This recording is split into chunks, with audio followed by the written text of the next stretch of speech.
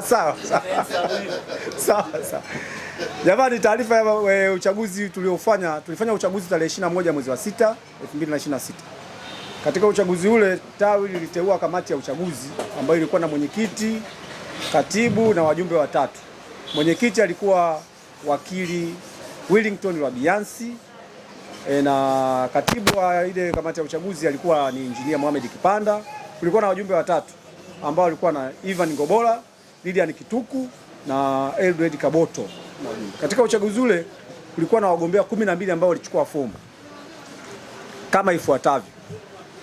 Wagombea hao alikuwa Elman G. Kagombola kwenye nafasi ya mwenyekiti, Innocent Kapalale kwenye nafasi ya makamu mwenyekiti, Mheshimiwa John Sanga kwenye nafasi ya makamu mwenyekiti, Hupsi Kamanga nafasi ya katibu, Donson Lotu katibu msaidizi, Emmanuel Kazimoto mweka hazina, Godwin Anyindilile Mwakabenga mjumbe wa mkutano mkuu, Mwalimu Eva Moshi mjumbe wa mkutano mkuu, Johari Singadole mjumbe wa mkutano mkuu, James Nyanda mjumbe wa mkutano mkuu, Zamda Muhina mjumbe kamati tendaji ya tawi na Felix Mbolo mjumbe kamati ya utendaji.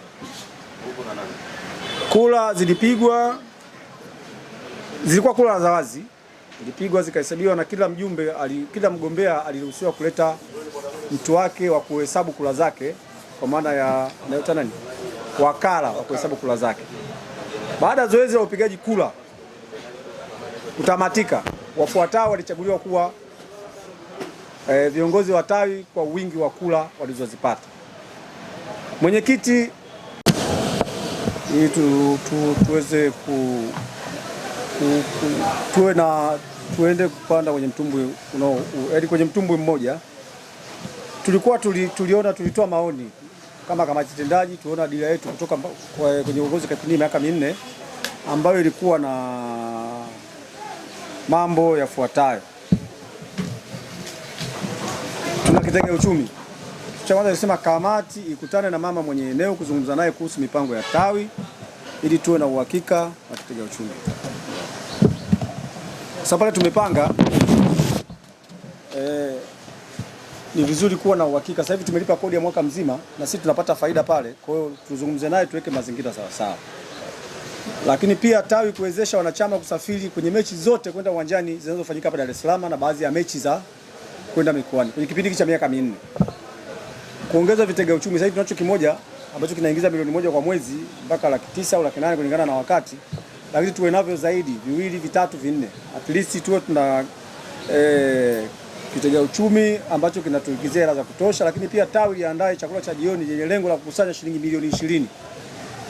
Hizi ni kama kianzio, kwa sababu tuna maono ya kuwa na usafiri wetu wa tawi kuwa na gari aina ya Costa. Kuwa na ofisi ya tawi miaka 2 inayofuata. Maana 2028 tuwe na ofisi ya tawi. Tuwe na duka la vifaa vya michezo.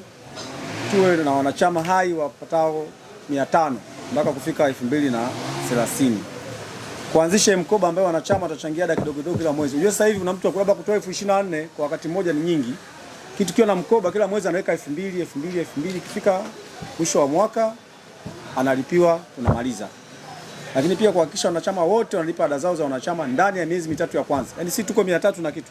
Kwa hiyo mkakati wetu ni kwamba kuanzia hii tarehe 1 mpaka tarehe 30 mwezi wa 9 wanachama wote wao wameshauisha wanachama wao. Kwa hiyo hiyo ndio dira yetu ambayo tulikuwa tunaanza nayo, lakini tunaweza kuendelea kuiboresha kwa kadri tunavyoweza kutoa mawazo, kwa sababu hatutaongozwa na fikra za viongozi.